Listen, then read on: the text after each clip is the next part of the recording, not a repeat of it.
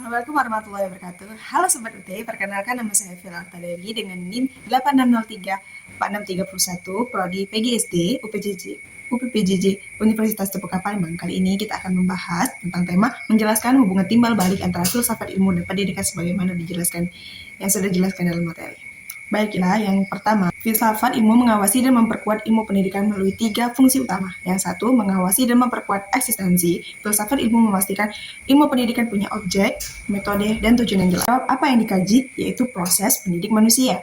Dengan begitu, pendidikan tidak dianggap sekedar pengalaman, tapi diakui sebagai ilmu yang sah. Yang kedua, mengawasi dan memperkuat keilmuan dan keimanan. Filsafat ilmu menetapkan kriteria ilmu sistematis, rasional, dan bisa diuji.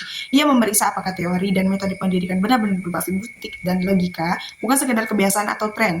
Hasilnya, ilmu pendidikan jadi objektif dan dapat dipertanggungjawabkan.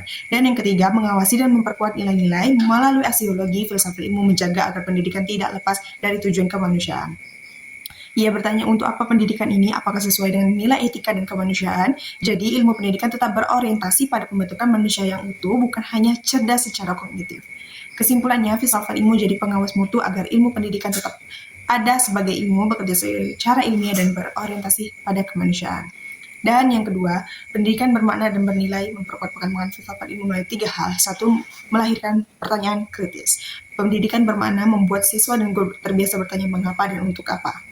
Dan kedua, menanamkan nilai keilmuan, sikap jujur, objektif, dan terbuka pada kritik dan bertanggung jawab yang ditanamkan lewat pendidikan menjadi dasar etika filsafat ilmu.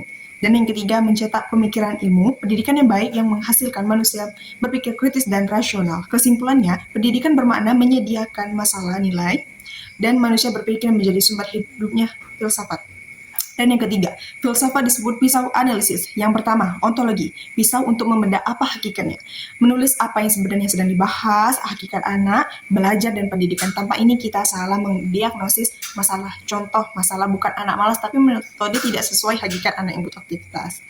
Yang kedua, epistemologi. Pisau untuk membedah bagaimana kita tahu itu benar, menguji sumber dan cara memperoleh pengetahuan. Tanpa ini kita mudah percaya klaim tanpa bukti. Contoh, memastikan metode mengajar efektif karena sudah diuji lewat penelitian, bukan hanya katanya. Dan yang ketiga, aksiologi. Pisau untuk membedah untuk apa dan apakah ini baik, menguji tujuan ini dan dinilai dari praktik pendidikan. Tanpa ini solusi bisa cerdas tapi tidak manusiawi. Contohnya, sistem ranking mungkin naik nilai tapi merusak karakter. Kesimpulannya, 3 ini membuat kita tidak bereaksi gegabah. Kita bisa memisah asumsi dari fakta, metode dan mitos, dan tujuan dari alat sehingga solusi pendidikan jadi logis, ilmiah, dan menilai. Contoh konkretnya, 1.